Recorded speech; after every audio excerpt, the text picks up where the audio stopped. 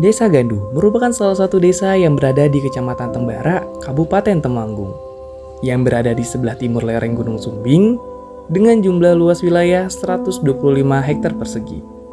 Desa Gandu terdiri dari 2 dusun, yaitu Dusun Gandon yang terdiri dari 10 RT dan Dusun Gandu yang terdiri dari 8 RT. Desa Gandu memiliki berbagai macam kesenian, antara lain seperti kuda lumping, topeng ireng, gedruk, wayangan, dan masih banyak lagi lainnya. Namun sayangnya di samping itu, Desa Gandu memiliki permasalahan yang selalu menimpa warga desanya, yaitu permasalahan air. Sumber mata air yang sangat jauh menjadikan salah satu kendala tersendiri untuk warga Desa Gandu. Harus melewati jalan yang curam dan licin menjadikan salah satu adrenalin yang bisa kalian coba.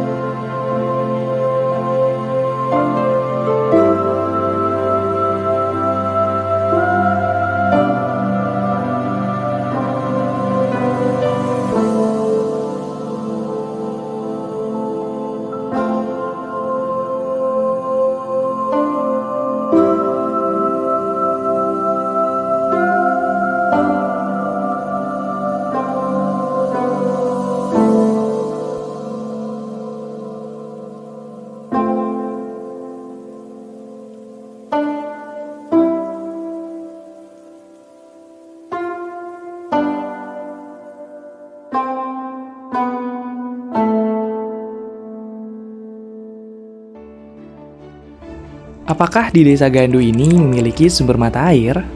Desa Gandu sendiri memiliki 2 dusun. Yang pertama itu Dusun Gandon dan yang kedua itu Dusun Gandu.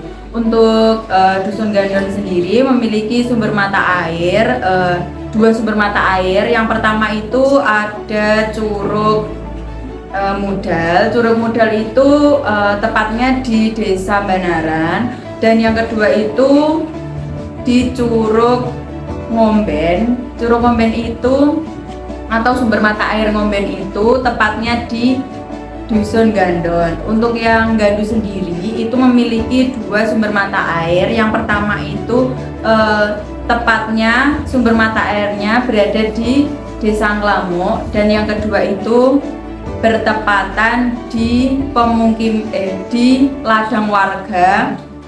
Bagaimana rute perjalanan menuju sumber mata air? Jadi di Desa Gandu itu terdapat 2 sumber. Nah, untuk trek jalannya itu untuk yang Gandon berada di sumber di dekat pemukiman warga Banaran.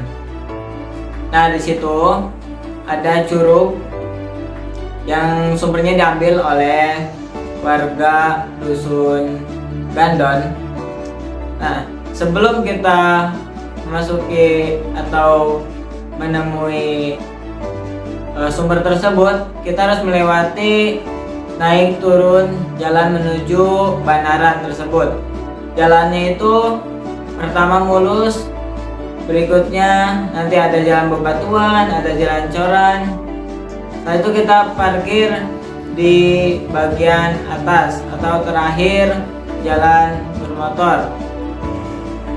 Kita turun menuju sumber tersebut dengan jalan kaki, melewati ladang warga, melihat sumber yang ada. Terus kita juga bisa menemui curug. Tetapi ketika kemarau curug itu tidak ada. atau tidak mengalir. Kita bisa menemuinya itu ketika hujan deras maupun ketika setelah hujan. Nah, kita menuju sumber tersebut itu cukup ekstrim karena banyak bebatuan dan juga arusnya kadang sedikit kencang. Apa pengaruh air bagi masyarakat Desa Gandu? Bagi masyarakat Desa Gandu, tentu air sangat berpengaruh untuk kegiatan sehari-hari maupun untuk saat acara di desa. Nah, untuk pemanfaatan air dalam kehidupan sehari-hari, contohnya untuk keperluan memasak, MCK, dan juga penyemprotan pupuk di ladang. Untuk acara desa sendiri, seperti saat nyadran, merti dusun, dan juga pada saat acara-acara penampilan kesenian desa. Bagaimana aktivitas masyarakat dalam penggunaan air? Di Desa Gandu sendiri, mayoritas penduduknya bekerja sebagai petani. Dikarenakan Desa Gandu tersendiri itu berada di bawah kaki Gunung Sumbing, yang mana wilayahnya sangat cocok digunakan untuk bertani. Di sana juga bertani seperti wortel, kulbis, dan lain sebagainya, yang mana air memiliki peran penting dalam kehidupan. Yang mana air ini berfungsi untuk menyiram tanaman, bercocok tanam, dan lain sebagainya. Oleh karena itu, air memiliki peranan yang sangat penting dalam kehidupan warga Desa Gandu. Jelaskan pembagian air di Desa Gandu. Jadi pada sistem pembagian air Pamsimas di Desa Gandu, baik di Dusun Gandon maupun di Dusun Gandu, itu ada sistem yang dimana air sebenarnya digilir masing-masing RT atau beberapa wilayah. Namun pada kenyataannya debit air yang ada di sumber air itu tidak mencukupi, sehingga sistem ini sedikit terbengkalai atau kurang terurus. Maka dari itu pembagian air itu bisa terlaksana dari masing-masing rumah itu bisa 2 hingga 4 hari. Namun baik di Desa Gandu maupun di Dusun Gandon maupun di Dusun Gandu itu bagi yang rumahnya dekat dengan penampungan air itu bisa saja setiap hari atau setiap waktu itu mengalir.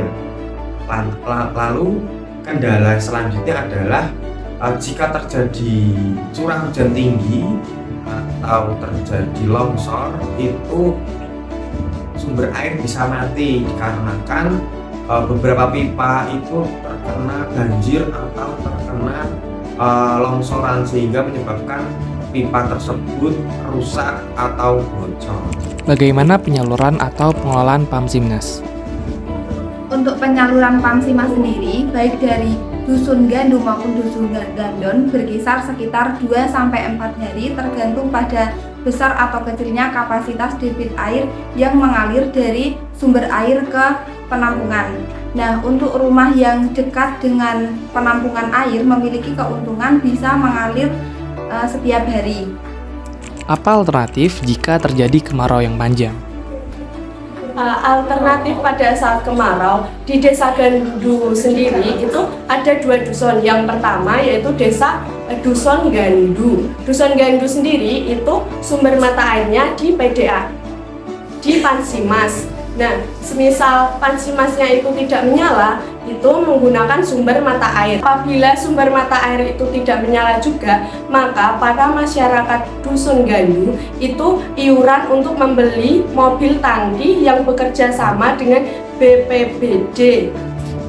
Yang selanjutnya yaitu di desa atau di Dusun Gandon. Nah, di Dusun Gandon itu juga menggunakan Pansimas.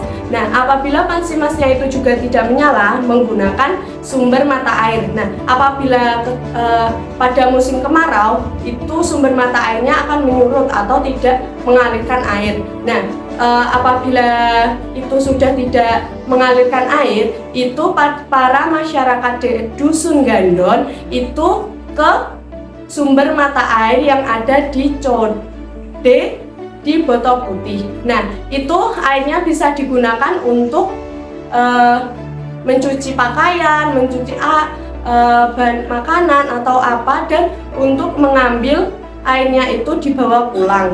Mengapa masyarakat Gandu harus memiliki pam pribadi? Dikarenakan untuk menjadi jalan alternatif lain dari bank pribadi yaitu bank pribadi, dan biaya operasional dari bank pribadi tersebut yaitu 4.500.000 yang berlaku sampai seumur hidup. Adakah tradisi atau adat istiadat mengenai air? Di Desa Gandu sendiri memiliki tradisi selamatan, syukuran, atau sedekah air yang dimana dilakukan setiap 1 tahun sekali dengan menyiapkan sesaji. Kemudian sesaji akan dibawa ke sumber mata air, diwasilah, kemudian didoakan. Setelah berdoa selesai, maka sesaji itu dimakan bersama di sumber mata air tersebut. Adakah upah bagi petugas pengelola Pamsimnas? Untuk sumber penghasilannya itu ada dua sumber. Yang pertama, penghasilannya adalah omelan dari warga. Berhubung pekerjaan menjadi pengelola mata air ini sangat beresiko, terutama dari kritikan warga apabila terdapat permasalahan air, baik itu airnya mati atau airnya keruh, itu merupakan salah satu penghasilan dari pengelola Pamsimas yang nantinya akan diterima. Yang kedua, penghasilannya memang menjadi pengelola Pamsimas ini akan mendapatkan upah dari pihak desa sebesar 8 juta. Nah, 8 juta ini nantinya akan dibagi menjadi 4 karena pengelolanya itu ada 4 orang.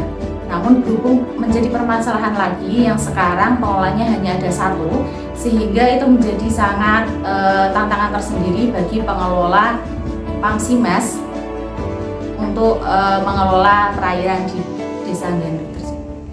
Apa solusi, saran, dan harapan untuk Desa Gandu? Saran dari kami yaitu himbauannya agar para oknum tidak merubah jalur air Pamsimas, kemudian tertib membayar iuran Pamsimas, kemudian sabar menunggu giliran air, dan gotong royong dalam merawat pipa dan sumber mata air. Kemudian untuk himbauan selanjutnya adalah diharapkan mendapatkan biaya untuk memperbarui jalur mata air yang sudah rusak dan melakukan revitalisasi.